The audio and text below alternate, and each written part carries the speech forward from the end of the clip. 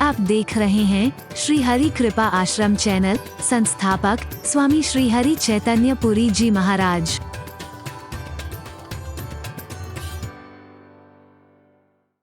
उसको मैंने बोल किधर गई है। ऋषि झूठ तो नहीं बोलेगा, लेकिन ऐसा सच भी नहीं बोलेगा जिससे गौ हत्या हो जाए। अगर बोलता है तो धिक्कार है, ऐसे सत्य पर बार बार धिक्कार है। वो हरि चैतन्य कह रहा है जो कहता है हमेशा सच बोलना चाहिए। हरि चैतन्य कहता है कि मुस्कुराना चाहिए। एक मुस्कुराहट बहुत बड़ी तपस्या है। ये हर हाल में मुस्कुराना। आप थके होते हो तो चेहरा, महाराज जी आप मुस्कुराते दिखते हो, महाराज जी से कुछ और सीखो ना सीखो, एक मुस्कुराहट सीख लेना। क्योंकि मैंने कहा था छठी क्लास में जब मैं पढ़ा करता था, मेरी एक प्रेयर थी, अपने लिए स्वीकार की थी मैंने। By being present always and smiling, by being present always and smiling, it takes you near to God, near then any prayer. हमेशा प्रसन्न रहना और मुस्कुराते रहना, ये जितना प्रभु के करीब ला देगा, दुनिया की कोई प्रार्थना इतनी परमात्मा के करीब नहीं ला सकती है। असंभव तो नहीं है, लेकिन मुस्कुराना इतना सरल भी नहीं है। कभी सुख, कभी दुख, कभी हानि, कभी लाभ, कभी यश, कभी अपयश, कभी अनुकूलता, कभी प्रतिकूलता, हर दौर में जिसे मुस्कुराना आ गया है, समझो वो सब कुछ पा गया है और मेरे प्रभु को भी भा गया है। पक्की बात है, सब कुछ पा गया है। बहुत बड़ी तपस्या है ये भी। मुस्कुराना कोई खेल नहीं है, नकली मुस्कुराहट नहीं, असली मुस्कुराहट, वास्तविक मुस्कुराहट, दिखावटी नहीं। बोलो, दिखावटी तो बहुत हंसते मिल जाएंगे, इतने समाचार सुनाएंगे, वहां इतने मर गए, वहां इतने मर गए, वहां आग लग गई, वहां ऐसा हो गया, हमारी आंखों में आंसू आ जाएंगे सुन के। लेकिन समाचार सुनाने वाला नमस्कार बाद में यहां तक चौड़ा कर देता है। हरि बोल। हवाई जहाज में घुसोगे, वो एयर होस्टेस पहले गई, नमस्कार। हमारी चेतन की तो बात अलग है कि विमान चलाने वाला भी आकर के मत्था टेके, एक अलग बात है। सारे स्टाफ भाग करके आए, अरे महाराज जी महाराज जी महाराज जी। लेकिन आप लोग जब घुसते हो यूं करेंगे, यहां तक चौड़ा कर देंगे मुस्कुराहट में, और बाद में चाहे अरे बोलना, जोर से बोलना। जोकर मंच पर हंसाता है, हंसता है और हंसाता है, लेकिन मंच से जब उतरता है, घर का दर्द उसे फिर रुलाता है। घर में खाने को नहीं है, वो दिखावटी है। सच्ची मुस्कुराहट, वास्तविक मुस्कुराहट। मैं तो एक दिन कह रहा था, बड़े बड़े ऋषि मुनियों ने कठोर तपस्या करके भी अपने विकारों पर विजय की, हासिल की हो या न की हो, लेकिन अगर तुम्हें हमेशा मुस्कुराना आ गया है, सच्चा मुस्कुराना आ गया है, जितने भी दुनिया के विकार हैं तुम उन पर फतेह हासिल न कर लो, तब कहिएगा कैसे कैसे। आप गुस्सा करते हुए मुस्कुरा सकते हो कभी? बड़े बड़े ऋषि मुनियों ने क्रोध पर विजय प्राप्त की हो या नहीं, ये मुस्कुराहट करा सकती है तुम्हें। क्योंकि जब ये मुस्कुराहट आती है तो कितना भी गुस्सा हो उड़नचू हो जाता है, और जब गुस्सा आता है तो मुस्कुराहट उड़नचू हो जाती है। जैसे गाल फुला करके ठहाका मार के हंसना, ये दोनों काम एक साथ नहीं हो सकते हैं। आप हा हा हा भी करना चाहो और गाल भी फुलाना चाहो, ये दो काम एक साथ नहीं होंगे। एक मुस्कुराना ही आपके क्रोध पर विजय दिला सकता है। अरे बाहर लू चल रही हो, बाहर आग जल रही हो, बहुत मुस्कुराते मिल जाएंगे, लेकिन अंदर अगर क्रोध की आग हो, अंदर द्वेष की आग हो, अंदर बदले की आग हो, अंदर ईर्ष्या की आग हो, आप नहीं मुस्कुरा सकते हैं। और अगर मुस्कुराते हैं, ये सारी आग खत्म हो जाएंगी आपकी। इससे सरलतम सूत्र और दुनिया में कोई नहीं मिलेगा, बशर्ते कि हमेशा मुस्कुराना आ जाए। हमेशा, by being pleasant always, not only for a moment. खाली अनुकूलता में नहीं, क्षणिक नहीं, हमेशा मुस्कुराना आ गया है तो हरि बोलना। तो ये जीव भी तपस्वी है। ये कितनी बड़ी तपस्या है इसकी, 32 दांतों के बीच रहती है, और ऐसा महान तपस्वी नहीं देखा होगा अभी तक दुनिया में। उस तपस्वी के साथ जरा कोई दुर्व्यवहार करता था, वो पानी का छींटा लेके मार के उसको जला के खाक करने की कोशिश करता था, श्राप दे देता था। लेकिन ये क्या अद्भुत चमत्कारी, कितनी महान तपस्विनी है ये जीव। जिन दांतों ने इसे काटा, जिन दांतों ने इसे लहूलुहान किया, इसके मन में कभी दुर्भावना नहीं आई है। और तो और जब दांतों में दर्द होता है, सबसे पहले सहलाने यही पहुंचती है। अरे बोलना, सबसे पहले सहलाने यही पहुंचती है। घबरा मत, ठीक हो जाएगा, ठीक हो, दवाई बाद में लगाते हैं। दवाई बाद में खाते हैं, ट्रीटमेंट बाद में करते हैं। यही जीव जो इन दांतों से कटी थी, कितनी बार लहूलुहान हुई थी, इसके मन में कोई दुर्भावना नहीं आई है। इतना बड़ा तपस्वी मुझे तो दुनिया में और कोई नजर नहीं आया है। इतना महान तपस्वी जिसके मन में कोई दुर्भावना ना हो। अगर तुम इसकी तपस्या को बरकरार रखते हो, मेरे प्यारे बच्चों, मेरे प्यारे भाइयों, मेरी प्यारी बहनों, मैं दावे से कह रहा हूं, फिर हरि चैतन्य के मुख का निकला हुआ शब्द ही नहीं और संतों महापुरुषों के निकला हुआ शब्द नहीं, तुम्हारी जबान से भी जो निकलेगा वो सत्य सिद्ध होकर के रहेगा। तुम तपस्या को बरकरार नहीं रख पाते हो। अरे औरों की तो बात छोड़ो, आप, मैं कह रहा हूं सहना ठीक से आ जाए, इस जबान से कहना ठीक से आ जाए और दुनिया में ठीक से रहना आ जाए। जो मैंने कल भी आपसे कहा, आपको अंतरिक्ष में रहना आ गया है। आज हमारे में से कुछ लोग अंतरिक्ष में रहते हैं जहां ग्रेविटी नहीं है, गुरुत्वाकर्षण का प्रभाव नहीं, हवा में लहराता है जीव। अंतरिक्ष में रहना आ गया है, आकाश में रहना आ गया है, समुद्र में रहना आ गया, समुद्र के अंदर रहना आ गया। काश इस पृथ्वी पर भी रहना आ जाए तो बात ही कुछ और हो जाए। यहां रहना नहीं आता है, घर में ठीक से रहना नहीं आता है, ऑफिस में ठीक से रहना नहीं आता है, समाज में ठीक से रहना नहीं आता है। रहना आ जाए तो फिर अरे बोलना, जोर से बोलो ना। हर कोई अपने आप को बड़ा तो समझता जा रहा है, हर कोई अपने आप को मुखिया तो समझता जा रहा है, हर एक अपने आप में बड़प्पन महसूस करता है, बड़प्पन की काम नहीं कर पा रहा है। कौन है बड़ा, कौन है महान, कौन है मुखिया? चाहे वो घर का हो, मोहल्ले का हो, गांव का हो, कस्बे का हो, जिले का हो, राज्य का हो, सारे देश का हो, पूरे समाज का मुखिया किसको कहोगे? कौन है सबसे बड़ा? ये आंखें ना हो तो जिंदा रह सकते हैं हम, कान ना हो हम जिंदा रह सकते हैं, सूंघने की शक्ति भी ना हो हम जिंदा रह सकते हैं, हमारे हाथ ना हो तो भी हम जिंदा रह सकते थे, पैर ना होते तो भी जिंदा रह सकते थे। इन अंगों के बिना लोग रह जाते हैं, नहीं रहते? बोलो बोलो ना। लेकिन मुख, इसलिए हम इसको मुखिया कह देते हैं, इस शरीर का मुखिया कह देते हैं। और मुखिया में आप गहराई से खोजोगे तो 2/3 भाग मालूम है काय का है? मुख का। मुखिया शब्द में 2/3 भाग काय का है? बोलो, मुख का है। ये मुख की क्या विशेषता है? चाहे घर का मुखिया हो, क्षेत्र का मुखिया हो, राज्य का मुखिया हो, देश का मुखिया हो, कोई भी मुखिया हो, कैसा होना चाहिए? सीखो अपने मुंह से। जो आता है अपने पास नहीं बटोरता है ये। अरे बोलना, जोर से बोलो ना। बटोरता है ये, जो कुछ तुम डालोगे इसमें ये आगे पहुंचा देता है। अगर आपका शरीर स्वस्थ हो और आपके शरीर की इतनी शक्ति और क्षमता हो सहन करने की, आप क्विंटलों घी पी जाना, लेकिन 2 मिनट बाद आपकी जीभ पे चिकनाई भी नहीं मिलेगी। हरी बोलना, कुछ नहीं रखता अपने पास। और हम इसलिए जो आता है इसी को दे देते हैं, सीधे सीधे देने की कोशिश करते हैं। कब तक? जब तक ये अपने पास कुछ नहीं रखता है। जिस दिन अपने पास रखने लगेगा देंगे हम। बोलो, हाथ यहां तक आएगा, दूसरा हाथ कहेगा और ये बोलना, ये मुंह में आ गया है, अब ये अपने पास बटोर करके रखने लग गया है। अब मना करेंगे हाथ को, मत डालो इसके अंदर।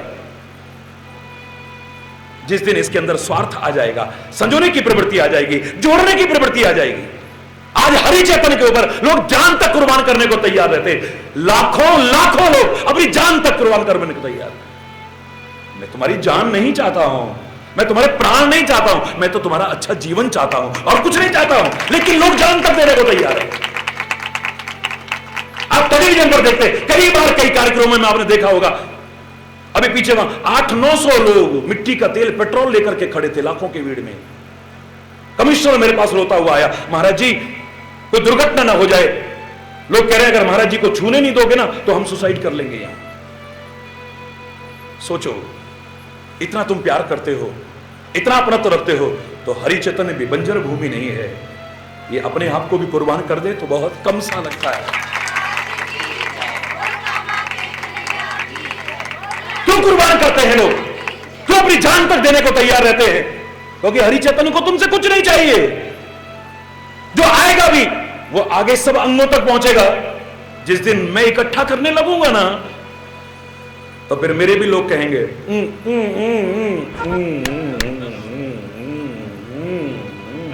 और ही बोलना, जोर से बोलो, और जोर से बोलो।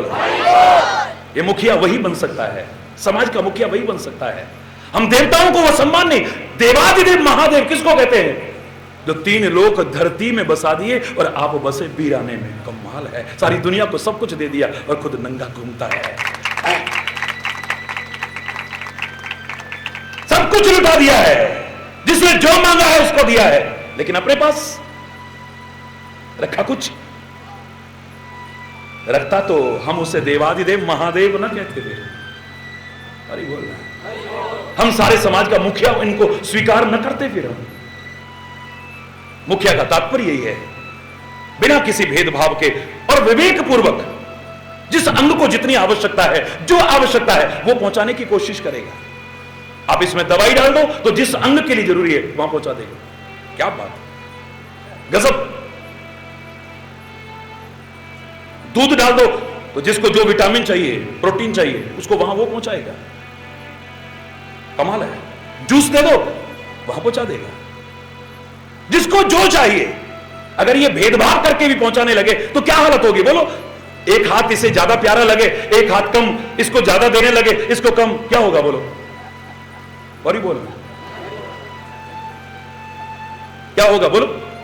अगर भेदभाव करने लगे, घर का मुखिया देखा, बहू कहेगी मैं माता जी से इतने दिन से कह रही हूं ये चीज मंगा दो, नहीं घर में अभी सामर्थ्य नहीं है, देखो आज इसकी बेटी आ गई है ना, अब सब कुछ आ जाएगा। अरे बोल, अब कहां से आ जाएगा इनके पास? बहू और बेटी में भेदभाव हो रहा है,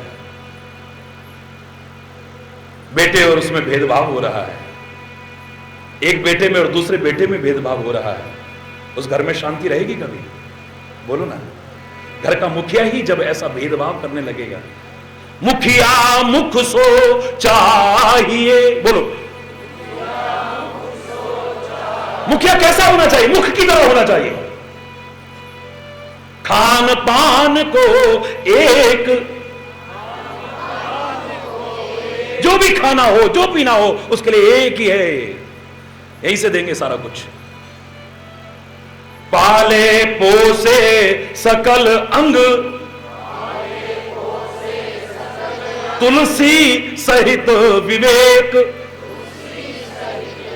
पूरे विवेक के साथ पालना करता है। आंखों को विटामिन ए चाहिए, वो पहुंचाता है। हार्ट को एंटीऑक्सीडेंट्स चाहिए, ये चाहिए, वो चाहिए, वो पहुंचाता है। शरीर को ये चाहिए, वो पहुंचाता है। विटामिन डी चाहिए, वहां वो पहुंचाता है, और विवेक सहित पहुंचाता है। ऐसा भी समानता नहीं करता है कि सब बच्चों को रात को 1 गिलास दूध दिया जाएगा। अब पता लगा एक बच्चे का पेट खराब है, उसको दूध दिया तो क्या होगा बोलो? विवेक सहित पालना करता है। नहीं, इसको जूस की जरूरत है, इसको दूध की जरूरत है।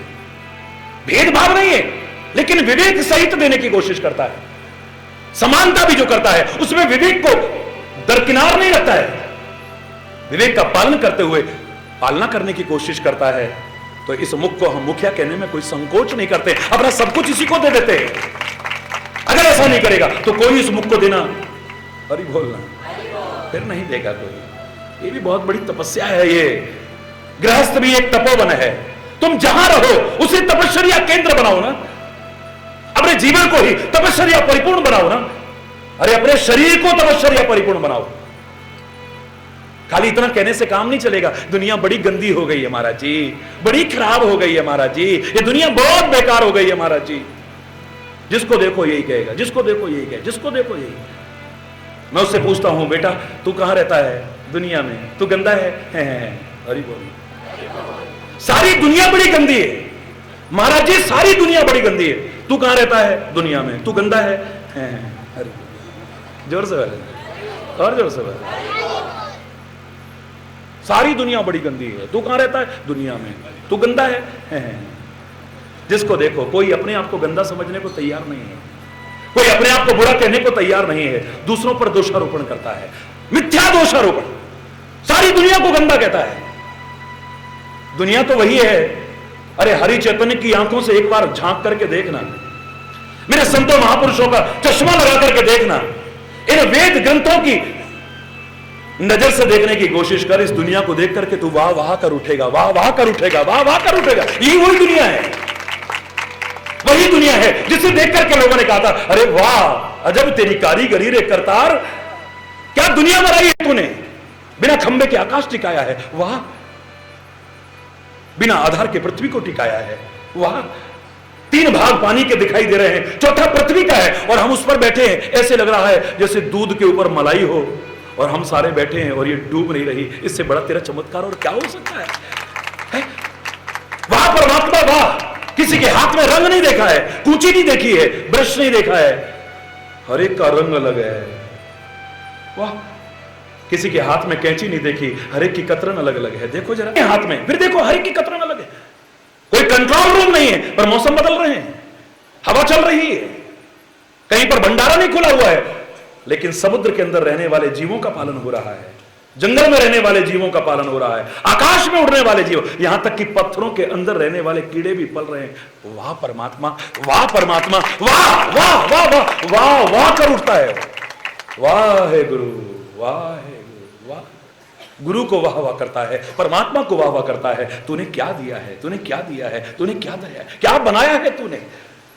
ये वही दुनिया है जिसे देख करके वाह वाह करते हैं, और ये वही दुनिया है जिसे देख करके लोग ये भी कह देते हैं, दुनिया बनाने वाले आए को दुनिया बनाई, या मेरे मन में हरि बोल। क्या दुनिया बनाई तूने, क्या दुनिया बनाई। अरे एक बार हरि चैतन्य की आंखों से देखो, बड़े संतों महापुरुषों की आंखों, इस दुनिया को देख करके तुम वाह वाह कर उठोगे। लेकिन चलो बहस नहीं करता हूं, बहस नहीं करता मैं, क्योंकि अमूल्य क्षण, एक एक क्षण व्यर्थ के चिंतन में, व्यर्थ के वार्तालाप में, व्यर्थ की क्रियाओं में नष्ट करना मूर्खता है। मैं बहस नहीं करूंगा।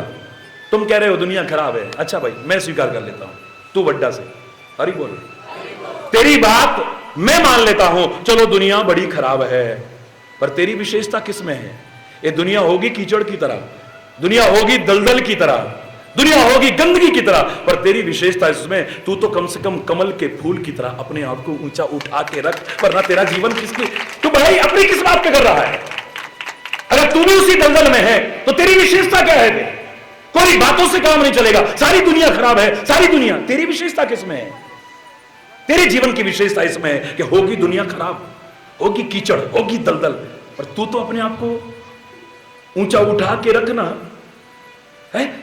प्रकृति ने कितनी सुंदर व्यवस्था की है। अभी सोनीपत में जो प्रवचन चला है वो इसी पर चला है, प्रकृति, विकृति और संस्कृति। इस पर बहुत विस्तार से व्याख्या हुई है, 4 दिन का प्रवचन आप सुनेंगे टीवी। ये बात मैंने वहां भी नहीं कही जो आज कह रहा हूं। प्रकृति ने तुम्हारे पैर जमीन पर रखे हैं, पैर तुम्हारे जमीन पर रखे हैं, लेकिन मस्तिष्क ऊंचा उठा करके रखा है, आंखें तुम्हारी ऊंची उठा करके रखी हैं, जबान तुम्हारी ऊंची उठा करके रखी है, नासिका तुम्हारी ऊंची उठा करके रखी है, हाथ तुम्हारे ऊंचे उठा करके रखे हैं, हृदय तुम्हारा ऊंचा उठा करके रखा है, पैर होंगे तुम्हारे जमीन पर, ये सारे अंग ऊंचे हैं, तो इनसे ऊंचा ऊंचा करना, कभी नीचा करने की कोशिश मत करना। ये दिमाग तुम्हारा ऊंचा बनाया है तो इसमें ऊंचा चिंतन आए, नीचा ना आए। आंखें तुम्हारी ऊंची बनाई है, इन आंखों से उत्कृष्ट देखना, कभी निकृष्ट देखने की कोशिश मत कर। ये नासिका तुम्हारी ऊंची बनाई है, इससे उत्कृष्ट चीजों को सूंघने की कोशिश करना, गंदी चीजों को नहीं, जो तुम्हारा शरीर भी बर्बाद कर दे, तुम्हारा पैसा भी बर्बाद कर दे, तुम्हारी इज्जत भी बर्बाद कर दे, तुम्हारे घर की शांति भी बर्बाद कर दे। वो दुर्गंध परिपूर्ण चीजों का सेवन मत करना। हरि बोलना, जोर से बोलना। ये जबान भी तुम्हारी ऊंची रखी है, ये जबान से ऊंचा शोर मचा के बोलने वाले नहीं, ऊंचा माने उच्च, उत्कृष्ट बोलने की कोशिश करना, इससे नीचे शब्द बोलने की कोशिश मत करना, गंदे शब्द बोलने की कोशिश मत करना, इस जबान को अपवित्र करने की कोशिश मत करना। ये हृदय भी तुम्हारा ऊंचा उठा के रखा है प्रकृति ने, इस हृदय में सुंदर सुंदर ऊंची ऊंची भावनाएं लाना, इसमें नीची भावनाएं लाने की कोशिश मत करना। मैं जो तपस्या का रूप बताना चाह रहा हूं, मैं कह रहा हूं तुम यहीं पर तपस्वी बन सकते हो, जहां तुम हो वहां तपस्वी बन सकते हो। और तुम क्या, तुम्हारा एक एक अंग तपस्वी बन सकता है। इन आंखों से जो देखना चाहिए वही देखो जो नहीं देखना चाहिए। जोर से बोलो ना, नहीं देखो। जिस तरीके से देखना चाहिए उस तरीके से देखो। आंखों से यूं भी देख सकते हो, यूं भी देख सकते हो, यूं भी देख सकते हो, पता नहीं कैसे कैसे। मैं अच्छा नहीं लग रहा, मैं सारी नकल न उतारूं तो अच्छा है। ये जब गुस्से में देखती हैं तो अलग होता है, घृणा से देखती हैं अलग होता है, भय से देखती हैं अलग होता है, करुणा जब टपकती है अलग होता है, प्यार टपकता है अलग होता है। इन आंखों से जैसे देखना चाहिए उस तरीके से देखो, जो देखना चाहिए वो देखो, और जितना देखना चाहिए उतना देखो। मैं दावे से कह रहा हूं तुम्हारी आंख तपस्वी कहला सकती है। ये आंखों की तपस्या है। आंख तो कहेगी कि वो भी देख लो, वो भी देख लो, वो भी देख लो। कभी कभी आंख की तपस्या भी भंग होने की कोशिश होगी। किसी ने कुछ जरा कह दिया, तुम भी यूं हो गए। नहीं, सह गए और ठीक से ही कह गए और ठीक से रह गए। आंख तुम्हारी तपस्वी रहेगी। हरि बोल। इन कानों से जो सुनना चाहिए वही सुनो। क्यों हमारे उपनिषद ने कहा था भद्रम कर्णे भी शृणुयाम देव। इन कानों से भद्र भद्र सुनो, अच्छा अच्छा सुनो। जब गलत संगति में बैठोगे तो तुम्हें अच्छा नहीं सुनने को मिलेगा। जहां तुम्हारे परिवार को तोड़ने की बातें आती हो, तुम्हारे मन और मस्तिष्क में दूषित चिंतन आने की बातें आती हो, मत सुनो वहां पर। मैं बहन, तेरे तो 2 बच्चे, तेरे जिठानी के 4। हरि बोलना। और काम तुम्हारा इकट्ठा, उसके बच्चे बड़े बड़े, तेरे छोटे छोटे। वो तो सबकी शादियां कर लेगी पहले ही, फिर अलग होएगी। देख तेरा क्या होएगा बहन। हरि बोलना जोर से और जोर से। तेरे दिमाग खराब है। और शाम हुई नहीं, थका हुआ आदमी घर से, देखो जी बहुत हो गया। आज मेरे समझ में आई ये बात। ये जिठानी क्यों मना करती है अलग नहीं होना, ये क्यों मना करती है अलग नहीं होना। आज समझी हूं, बच्चे बड़े बड़े हैं ना, इसकी तो सबकी शादियां भी हो जाए, इनकी सबकी नौकरियां भी, इनके धंधे भी लग जाए। मेरे छोटे छोटे बच्चे कल को अलग हो गए तो हरि बोल। दूसरे दिन परिवार टूट गया है। जहां तुम्हारे परिवार को तोड़ने की बातें आई, तुम्हारी श्रद्धा, तुम्हारी भक्ति, तुम्हारी आस्था को खत्म करने की बातें आई। क्यों मेरे कानों में पहनाए जाते थे कुंडल। याद करो, मैंने बताया था कि ये जब कुंडल पहली बार पहनाए गए, ये सोना चांदी हीरा जवाहरात बहुत बाद में आए हैं। पहले तो आदमी नंगा रहता था, फिर पेड़ों की खाल लपेटने लगा, पत्ते लपेटने लगा, फिर कौड़ियां और सीपों के आभूषण पहनने लगा, फिर फूलों के आभूषण पहनने लगा। ये तो सब बाद में आए हैं। और जिसने पहली बार ये आभूषण बनाए थे, कितना सोच विचार करके बनाए थे उसने। कान में जो पहनाया गया उसका नाम रखा था कर्ण फूल। क्या रखा था? श्रवण फूल, कर्ण फूल नाम रखा था। हीरे जवाहरात के तो पहने, लेकिन अर्थ नहीं समझा हमने। ये आदमियों को भी पहनाया गया, औरतों को भी पहनाया गया। ये ऐसा आभूषण था। एक्यूपंक्चर का प्रारंभ मेरे भारत की संस्कृति में हुआ। आज चाहे कोई भी देश दावा बढ़ता हो, कर्ण भेदन संस्कार होता है। पुरुष का भी होता था, स्त्री का भी होता था। हरि बोलना। आज से नहीं, कब से हो रहा है। लेकिन कान को छेद करके जो पहना जाता था उसे बाली नहीं कहते थे, उसे कुंडल नहीं कहते थे, उसे कहते थे कर्णफूल। जो अर्थ दे रहा था कि कान में फूल जैसी बातें आए, और फूल जैसी बातें वहीं आएंगी जब अच्छी संगति में बैठोगे। बुरी संगति में बैठ करके कान में फूल जैसी बातें नहीं आएंगी। नाक में जो पहनाया गया उसे नथ कहा गया। अरे मानव, खास तौर से महिलाओं से कहा गया है, मेरी बेटियों से कहा गया है, मेरी माताओं से कहा गया है। खाली सोने और हीरे की नथ पहनने से तुम्हारी नाक की शोभा नहीं है। ये नथ शब्द बता रहा है अपनी इंद्रियों को नथ के रख। इन्हें निरंकुश जानवरों की मदद मत छोड़ देना। जानवरों की तरह से निरंकुश मत छोड़ देना। अगर तूने अपनी इंद्रियों को नथ के न रखा तो अनुचित तेरे से हो जाएगा। फिर चाहे लक्ष्मण नाक कान तेरे काटे न काटे, दुनिया कहेगी अरे नाक कटवाली देखो, नाक कटवाली, नाक कटवाली, यही सुनने को मिलेगा। अपनी नथ के रखो इंद्रियों को, ये नथ बता रही थी। गले में हार पहनाया गया, उसका भी भाव था। अरे जीवन में छोटी छोटी बातें ऐसी आएंगी, उन्हें प्रतिष्ठा का प्रश्न बनाओगे ना तो तुम्हारा परिवार टूट जाएगा, बिखर जाएगा।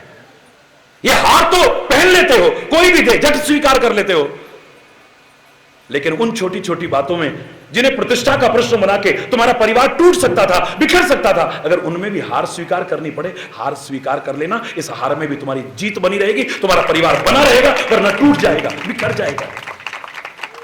हाथ में कड़ा पहनाया गया, हाथ में कड़ा, हरि बोलना, कड़ा सबने पहनाया। और मेरे गुरु गोविंद सिंह जी महाराज ने तो जरूरी बता दिया, पंच ककार में एक कड़ा जरूरी बता दिया, हाथ में कड़ा जरूर पहनो। कड़ा माने होता है कठोर। ये हाथ हमारे बार बार सामने आते हैं, ये कड़ा बता रहा है। कड़ा शब्द का तात्पर्य है कठोर, कि अपनी वाणी को कठोर मत रखना, अपने हृदय को कठोर मत रखना, अपने मस्तिष्क के चिंतन को कठोर मत रखना, अपने जीवन को कठोरता परिपूर्ण मत बनाना, कोमलता को प्रवेश दिलाना अपने जीवन में।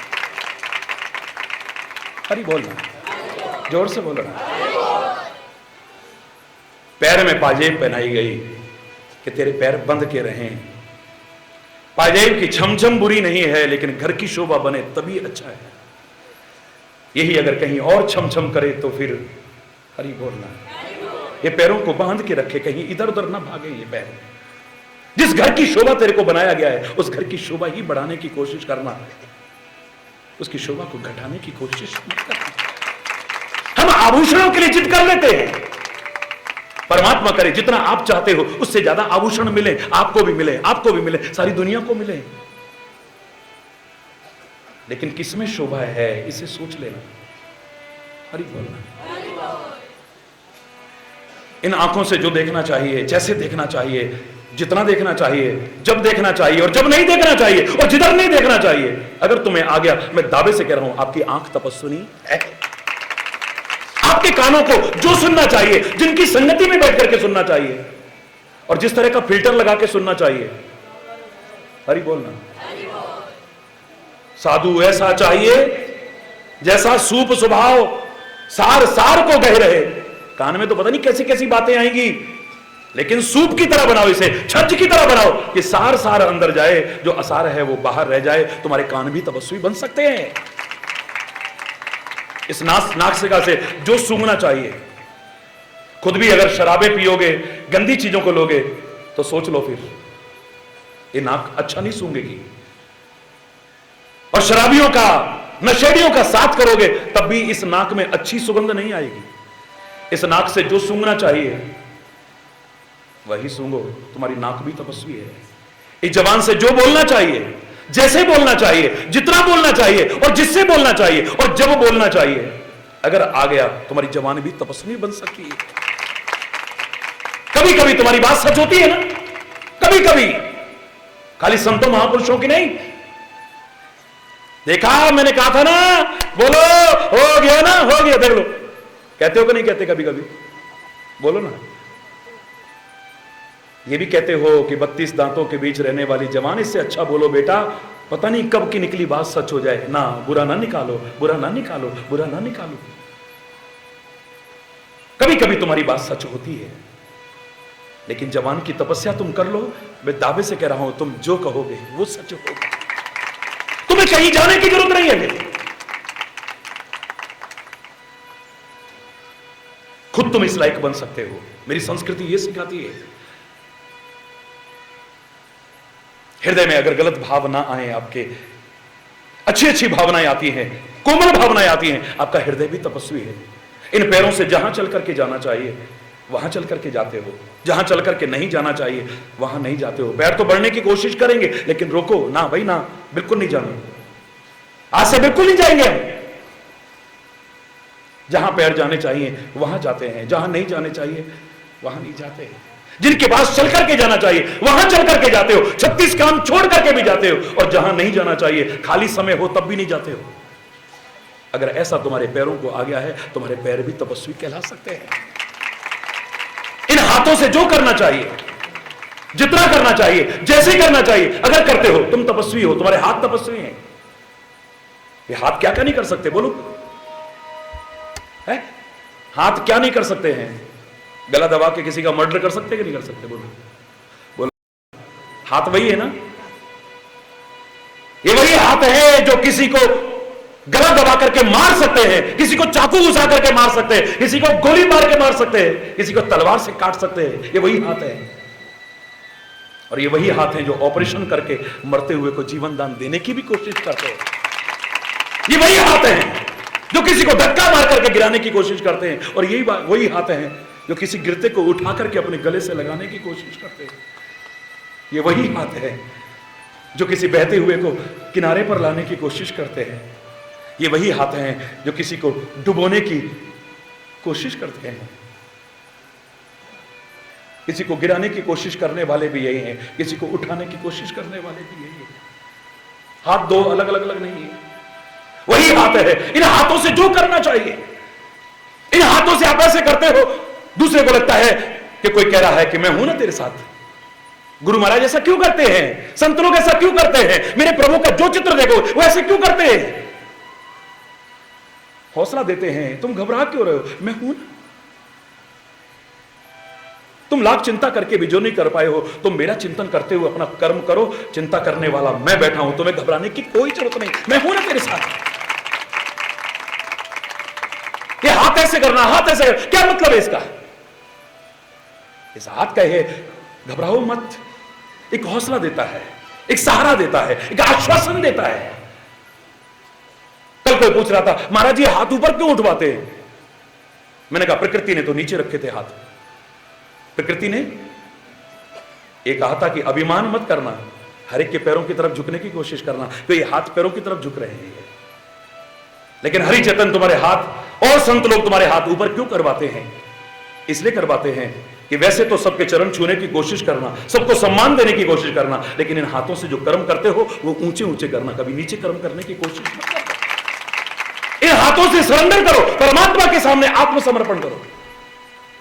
जब कोई चाकू की नोक रखता है, बंदूक की नाल रखता है, पिस्टल रखता है, क्या करता है, हैंड्स अप, हाथ ऊपर, सरेंडर कर दिया है, आत्मसमर्पण कर दिया है। अब तो जीता रखे या मारे हमें, लेकिन यह क्षेत्र कहता है उन गुंडों के सामने नहीं, उन लुच्चे लफंगों के सामने नहीं, उन आतंकवादियों के सामने नहीं। कम से कम मैं तो कह सकता हूं दावे से, प्रभु के भरोसे पर, जब उस समय सब थर्राते थे उसकी कृपा को साथ और तुम्हारे अंदर विश्वास जगाने के लिए, तब सीमाओं पर जाकर के तब भी प्रवचन करता हूं, और आज भी करता हूं और आगे भी करता रहूंगा। तो उनके सामने समर्पण नहीं है, हमने उसके सामने समर्पण किया है। जय जय, हाथ उठाया है, इन हाथों से ऊंचे कर्म करने हैं, इसलिए ऊंचा उठवाया है। इन हाथों से सरेंडर करना है, उन गुंडों के सामने नहीं, लुच्चे लफंगों के सामने, बदमाशों के सामने नहीं, मेरे प्रभु के सामने सरेंडर करना है। और जो प्रभु को सौंप देता है, समर्पण कर देता है, अर्जुन की तरह अपने जीवन के रथ की बागडोर सौंप देता है, कितना भी भीषण संग्राम हो, बाल बांका नहीं हो सकता है, बाल बांका नहीं हो सकता है उसका कभी भी। ये हाथ हैं जो किसी को आश्वस्त कर सकते हैं, किसी को अभयता प्रदान कर सकते हैं, किसी को निर्भय बना सकते हैं। डरो मत, घबराओ मत। मैं तो बच्चों से कहा करता हूं, प्रभु की फोटो रखी हो, तस्वीर रखी हो, वैसे प्रभु समझना, फोटो नहीं। याद करो पिछले संडे को अगर सुना हो आपने, प्रश्नोत्तर कार्यक्रम में किसी ने प्रश्न किया, महाराज जी हमें बड़ा दुख होता है जब आपकी फोटो पर कोई माला चढ़ाता है, तो तुम्हें बुरा क्यों लगता है? जिसकी फोटो पर कोई चढ़ाता है उसको बुरा नहीं लग रहा, क्यों बुरा लग रहा तुम्हें? नहीं महाराज जी प्यार रखते हैं ना हम, हमारे महाराज जी हमेशा जीते रहे, ये तो मरने वालों की फोटो पर बनाते हैं। किसने कह दिया है, कौन से शास्त्र में लिखा है?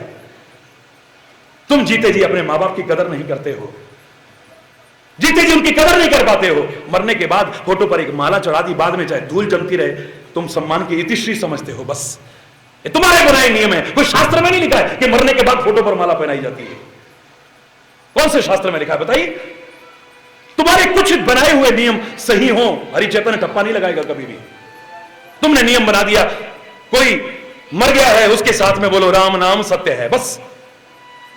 किसी के जन्मदिन पे बोल दो तो, किसी की शादी में बोल दो तो, क्योंकि तुम्हारी भ्रांति बन गई है। ये शब्द मरने वाले के साथ बोले जाते हैं, खुशी के मौके पर नहीं बोले जाते हैं। ये शब्द बुरे हैं क्या? किस शास्त्र में लिखा है ये? राम नाम सत्य है, ये कहां शब्द बुरे हैं? ये बोलो ना। लेकिन तुम्हारे दिमाग में, इस खोपड़ी में पता नहीं कैसा फतूर घुस गया है। इतने प्यारे शब्दों को आपने खाली एक मुर्दे तक सीमित करके रख दिया है। ये तुम्हारे बनाए नहीं में, किसी शास्त्र में तो नहीं लिखा हुआ है ना। पहली बात तो किसी शास्त्र में नहीं है कि मरने के बाद फोटो पर माला पहनाई जाए। दूसरी बात, भक्त की भावना है कि संत, गुरु और परमात्मा और शहीद ये मर के भी नहीं मरते हैं, हमेशा अमर हैं। ये तो हमेशा हमारे बीच रहते हैं। जब वो मरे ही नहीं है तो फिर इस भ्रांति को भी क्यों पहन रखते हो? पहनाओ। मरते कभी? मूर्ख होगा जो कह सके कि भगत सिंह मर गया, ऊधम सिंह मर गया, चंद्रशेखर आजाद मर सकता है कभी, राम प्रसाद बिस्मिल मर सकता है कभी, महात्मा गांधी कभी मर सकता है, बड़े बड़े वो महापुरुष मर सकते हैं कभी, गुरु नानक, गुरु गोविंद सिंह, गुरु तेग बहादुर, गुरु अर्जुन देव, भगवान राम, भगवान कृष्ण, महावीर स्वामी, महात्मा बुद्ध, ये सारे मर सकते हैं कभी? कौन कहता है? जब वो मरते ही नहीं है, हरि बोलना, तो फिर बहम काहे को? फिर चौथी बात, हम उनकी फोटो को फोटो नहीं समझते हैं। फोटो समझते हैं तो फोटो पे कौन आरती करेगा, फोटो पे कौन टिक्का करेगा? नहीं, तुम फोटो जो समझते हो उनको लाभ भी तभी नहीं मिलता है। और जिस दिन तुम संत की, गुरु की और परमात्मा की तस्वीर को और मूर्ति को तस्वीर और मूर्ति न समझ करके साक्षात उनका रूप समझोगे, फल भी तुम्हें उतना ही मिलेगा। घबराने की जरूरत नहीं है। तुम तस्वीर समझते हो, मूर्तियां समझते हो, तभी तुम्हें फल नहीं मिलता है। तुम्हारी निगाह में फिर कागज और पत्थर ही नजर आता है। लेकिन एक भक्त की नजर में तो साक्षात रूप है। कल मैंने आपसे कहा, दुनिया की निगाह में किताब हो सकती है, लेकिन पवित्र गुरु द्वारे में विराजमान गुरु ग्रंथ साहब जो श्रद्धा रखते हैं वो प्रगट गुरा की देह, साक्षात गुरु का शरीर है।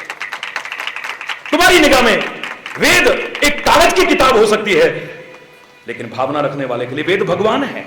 हरि बोलना है। तुम्हारी निगाह में खड़ाऊ हो सकती है, खड़ाऊ, पैरों में पहने जाने वाली खड़ाऊ, चरण पादुका हो सकती है, लेकिन मेरे भरत की निगाह में तो राम नाम के 2 अक्षर है। और राम नाम के 2 अक्षर ही नहीं, राम का साक्षात रूप है, जिसे अपने सिंहासन पर विराजमान करता है। तुलसी भी कहता है, मांग मांग आयस करही राजकाज बहु भांत। मांग मांग करके आज्ञा राजकाज कर रहा है। क्यों? खड़ाऊ आज्ञा दे सकती है। हमारा इतिहास कहता है, भरत जो प्रश्न पूछता था खड़ाऊ से उत्तर मिलता था उसे, क्योंकि उसकी निगाह में वो खड़ाऊ नहीं है, मेरे राम का साक्षात रूप है। हरि बोल, जोर से बोलो, और जोर से बोलो। तो मैं क्या करता हूं? जहां बात आ रही थी बीच में न रह जाए, मैंने कहा जितने भी संतों की, गुरुओं की और प्रभु के स्वरूप विराजमान रखते हो, तस्वीर नहीं कहूंगा, जो स्वरूप विराजमान रखते हो लिख लो उस पर, डोंट वरी तुम्हारे साथ है हरि, डोंट वरी तुम्हारे साथ हरि। और अगर लिखना चाहो लिख लो, नो फियर, प्रभु कह रहे हैं व्हेन आई एम हियर, कोई डरने की जरूरत नहीं। तुम्हें पूरी का हाथ बता रहा है कि मैं हूं तुम्हारे साथ। ये दुनिया कितना कह दे कि मैं हूं ना, एंड टाइम पे धोखा दे जाती है, लेकिन मेरे संत, मेरे गुरु, मेरे परमात्मा तुम्हें कभी धोखा नहीं देंगे। अपना समझ करके तो देखो। एक हाथ है जो ऐसे करे तो निर्भयता देता है, अभयता देता है, आश्वासन देता है, एक भरोसा देता है, एक बल देता है। ये वही हाथ है जब यूं हो जाए तो कुछ और देता है। ये सिर पर हाथ फेरे, कितनी ममता, कितनी करुणा। महाराज जी आपने सिर पे हाथ ही नहीं रखा, रोते हैं। ये हाथ छूने के लिए आप देखते हो लाखों की भीड़ में रोज कितनी तो लोग एंटीसेप्टिक क्रीम लगा देते हैं मेरे हाथ पे, यहां फैशन के लिए नहीं, क्योंकि नाखून लगे होते हैं। मैंने तुम्हारे खाली फूल स्वीकार नहीं किए हैं, तुम प्यार से मुझे छू करके अगर वैसे भी करते हो, मैंने उसके लिए भी कभी तुमसे दूर भागने की कोशिश नहीं की। एक जगह छूता है उसे हजारों, तूने महाराज जी को छुआ, तूने चाहे मैं लोगों के बीच से निकलता हूं, लेकिन फिर भी हर कोई कहां छू पाता है। और अगर मौका मिल जाए तो रोता है, मेरे सिर पे हाथ तो रख दो महाराज जी। कोई हाथ भी लगाए तो हमें बुरा लगता है, और संत, गुरु और प्रभु का हाथ ना लगे तो, क्योंकि उसमें गंदगी नहीं है, उस हाथ के रखते ही हमें ऐसे लगता है पता नहीं लाखों लाखों मां की ममता हम पर उड़ेल रहा हो, कितनी करुणा उड़ेल रहा हो, कितनी कृपा हमारे पर उड़ेल रहा हो। यह हाथ है जो ममता करुणा का प्रदर्शन भी कर सकता है, आश्वासन का प्रदर्शन, ये कामुकता का प्रदर्शन, गंदगी का प्रदर्शन भी कर सकता है। हाथ चलने से पता चल जाएगा। हरि बोल। ये हाथ पता नहीं क्या क्या कर सकता है, क्या क्या। इस हाथ से जो करना चाहिए, जैसे करना चाहिए, जितना करना चाहिए, जब करना चाहिए, जिसके साथ करना चाहिए, अगर वही करो तुम्हारा हाथ भी तपस्वी हो सकता है।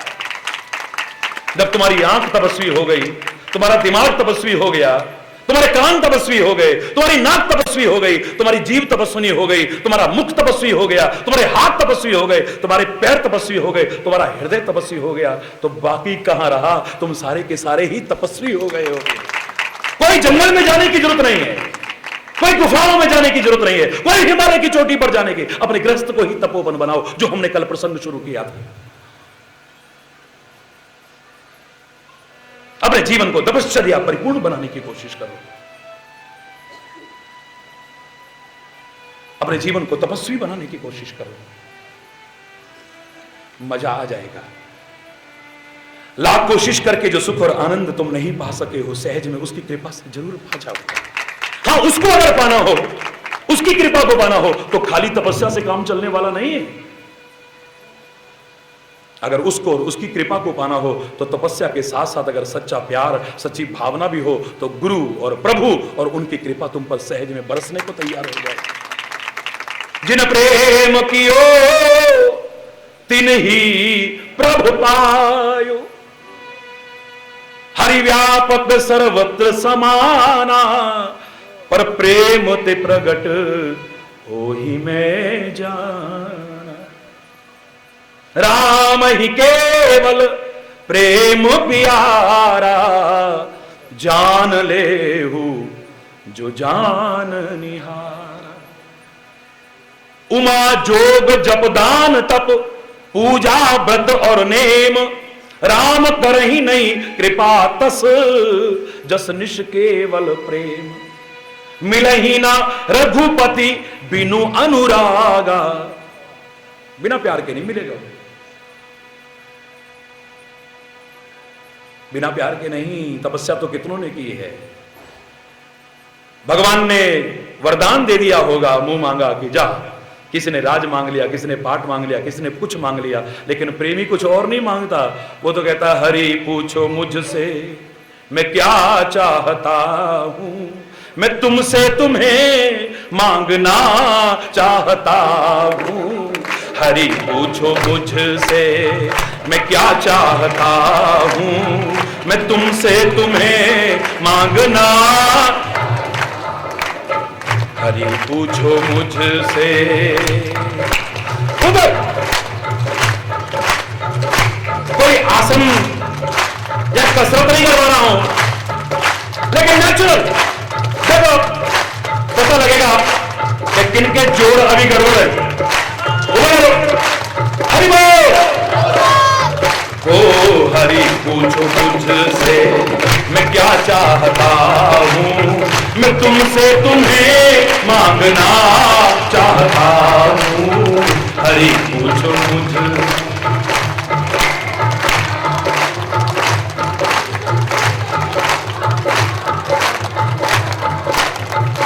हरि पूछो मुझसे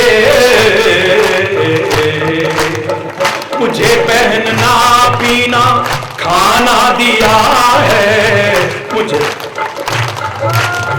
ऊपर रहेंगे सारे बोलेंगे नहीं।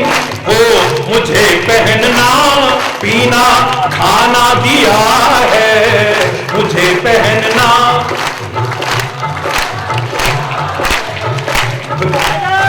बहुत घूमने को जमाना दिया है, बहुत घूमने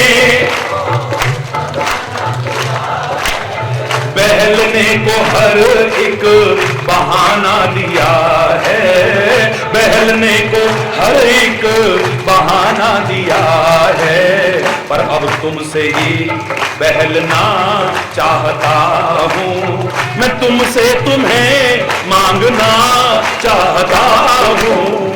हरि पूछो मुझसे चाहता हूँ, मैं तुमसे तुम्हें मांगना चाहता हूँ।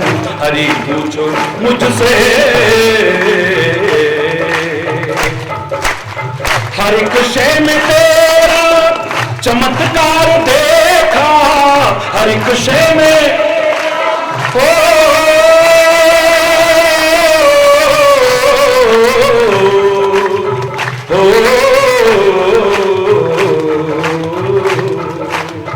हर एक शय में तेरा चमत्कार देखा, हर एक शय में तेरा चमत्कार देखा।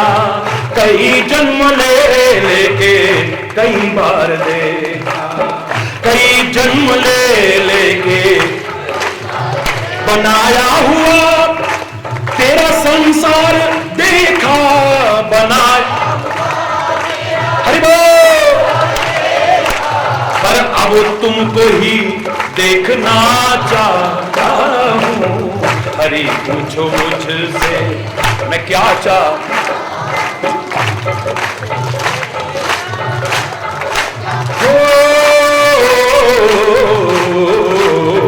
हरि पूछो मुझसे मैं क्या चाहता हूँ, तुमसे तुम्हें मांगना चाहता हूँ। हरि पूछो, हरि पूछो मुझसे। मैं तो भावनाओं में बह रहा हूं। आज समय की पाबंदी रखने वाला हरि चैतन्य, आपने पर्चियां लिख के भेजी लेकिन मैं पहले खुद ही भूल के गई। हरि बोलना, हरि बोलना।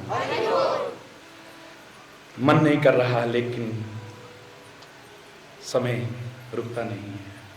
हरि बोल, जोर से बोल। मैंने आज दिन में एक ही बात कही, हरि चैतन्य को तो हर जगह अथाह प्यार मिला है, बहुत प्यार मिला है। क्योंकि मैं जाता वहीं प्यार से ही खींचा जाता था, प्यार से खींचा जा रहा हूं, प्यार से ही खींचा जाता रहूंगा।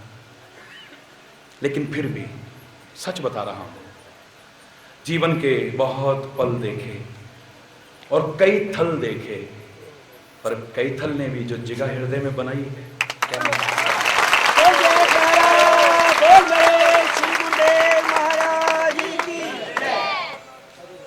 कई पल देखे, कई थल, थल बने बहुत सुंदर। ये नगरी ऐतिहासिक नगरी है, पौराणिक नगरी है। परमात्मा करे सारे भारतवासी, सारे विश्व के लोग इसकी ऐतिहासिकता से, इसकी पौराणिकता से, पुरातत्व के दृष्टिकोण से जो इतनी प्राचीन है, इसके इतिहास से लोग लाभ उठा सके। और यहां पर विभिन्न मत संप्रदायों का जो आपस का प्यार, सौहार्द, मेलजोल भी देखा है। सच कह रहा हूं, जिसके लिए रात दिन प्रयत्नशील हूं। मैं चाहता हूं कि सारे भारत में नहीं, सारे विश्व में काश ऐसे ही हो जाए तो।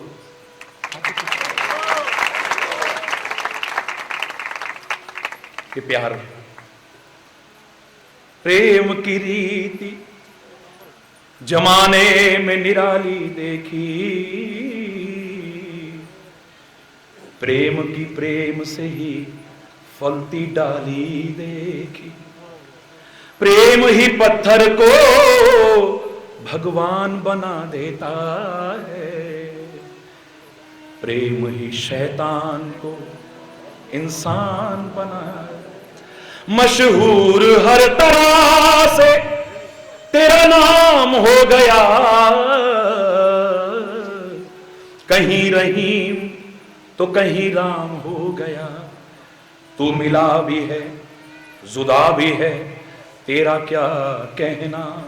तू सनम भी है, खुदा भी है, तेरा क्या कहना। तू सनम भी है, खुदा भी है, तेरा तेरा तेरा क्या कहना। कहते हैं अपनी जबान पवित्र करने के लिए, कान पवित्र करने के लिए, वातावरण पवित्र करने के लिए, लेकिन तेरा पार किसने पाया है ऐ मेरे परमात्मा। जो समझ में ना आए तो वही बात है, तेरी हर बात में एक नई बात है, तेरी क्या बात है, तेरी क्या हरि बोल, गजब गजब है। कितना बोल लो फिर लगता है अभी कुछ बोला ही नहीं है, कितना सुन लो लगता है कुछ सुना ही नहीं है, कितना पढ़ लो लगता है कि अभी कितना पढ़ा लो। लेकिन उसकी कृपा से जितना सुना है, जितना बोला है, काश इसका भी एक अंश भी जीवन में उतर गया तो हमारा जीवन धन्य धन्य हो जाएगा, कृतकृत्य हो जाएगा। इतना मैं जरूर कह सकता हूं, इतना जरूर कह सकता हूं। अपनी आंखों की तपस्या को मत खोना, अपने कानों की तपस्या को मत खोना, अपनी नासिका की तपस्या को मत खोना, अपनी जवानी की तपस्या को मत खोना। लोग तो तुम्हारी तपस्या भंग करने की कोशिश करेंगे, कुछ ऐसा बोलेंगे कि तुम भी बकवास करोगे।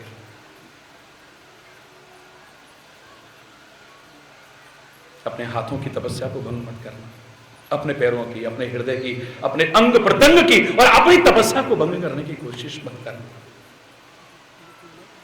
साथ में प्यार रखना, श्रद्धा रखना, भावना रखना।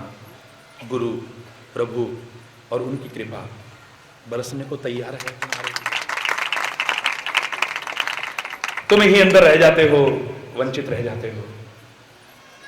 सारी उम्र निकल गई और बुढ़ापे तक बोलते रहे तू प्यार का सागर है, तेरी एक बूंद को प्यासे हम। क्यों? आनंद सो तू बह रहा, तू क्यों उदास है, पानी में रह के भी अरे मछली को प्यास। वाह क्या बात, ये हमारे दुर्भाग्य हैं। खुद गंगा यमुना सरस्वती चल करके आई हो और हम एक डुबकी भी न लग पाए तो हमसे बड़ा अभागा फिर कौन होगा। सत्संग की त्रिवेणी बह रही हो और हम फिर भी वंचित रह गए तो हाँ, बहुत सौभाग्य है हमारे, बड़े सौभाग्य है हमारे, बड़ी कृपा की है परमात्मा ने हमारे ऊपर, उसको बेकार मत जाने देना, लाभ उठाना उससे, उठा सको आप लोग, आपका जीवन सुखी हो, समृद्ध हो, खुशहाल हो। कोई गलत शब्द निकला हो उसके लिए क्षमा चाहते हुए, यही कामना करते हुए अपनी वाणी को विराम दूंगा। मेरे साथ सब मिल करके प्रार्थना करेंगे। सुखी बसे संसार सब, सुखी बसे दुखिया रहे न कोई, दुखिया यह अभिलाषा हे प्रभु, यह अभिलाषा मेरी पूर्ण हो, मेरी पूर्ण। विद्या बुद्धि धन धान्य से, विद्या बुद्धि धन धान्य से वंचित रहे न कोई, वंचित यह अभिलाषा हे प्रभु, यह अभिलाषा मेरी पूर्ण हो, मेरी पूर्ण हो। सर्वे भवन्तु सुखिनः, सर्वे सन्तु निरामया, सर्वे सन्तु निरामया, सर्वे भद्राणि पश्यन्तु, सर्वे भद्राणि पश्यन्तु, मा कश्चित् दुःख भाग् भवेत्, मा कश्चित् दुःख भाग् भवेत्। नानक नाम चढ़ती कला, नानक तेरे पाणे सर्वत्र दा भला, तेरे पाणी सर्वत्र सब सुखी हों, समृद्ध हों, खुशहाल हों। राष्ट्रीयता, मानवता, नैतिकता और चारित्रिक बल का विकास हो हमारे अंदर। मानव के शरीरधारी हम सच्चे इंसान बन सके। सहयोग की भावना हमारे अंदर जागृत हो एक दूसरे के प्रति। दिन में जिसने भी देखा है, एक अच्छा सा चश्मा लगा के देखा हो तो कितना अच्छा लग रहा था। क्या सेवा का एक महान कार्य, एक पुनीत कार्य। सब सहभागी बनो, ना बनो कम से कम रुकावट पैदा करने की कभी कोशिश न करना, बस उसका समर्थन भी करना, उनका हौसला बढ़ाना, इतने में भी तुम्हारा बहुत बड़ा योगदान हो जाए। मैं इतना कह सकता हूं कि जीवन के हर क्षण में आपका प्यार, आपका अपनापन हरि चैतन्य नहीं भूलेगा। हर तरह से खाली कहने के लिए नहीं, हृदय से स्वीकार कर लेना कि आपका एक लाठी वाला भैया कदम कदम पर आपके साथ है, किसी भी कार्य में।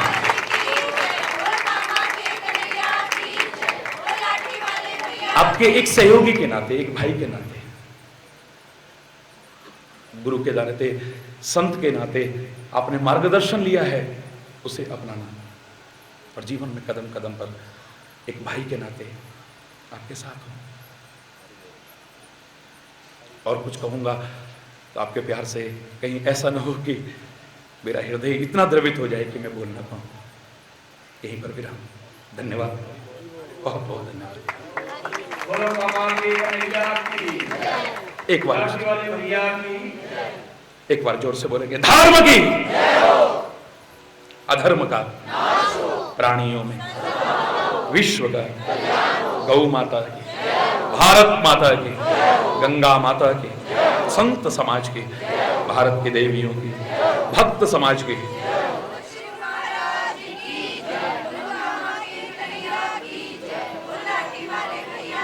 बोलो वृंदावन बिहारी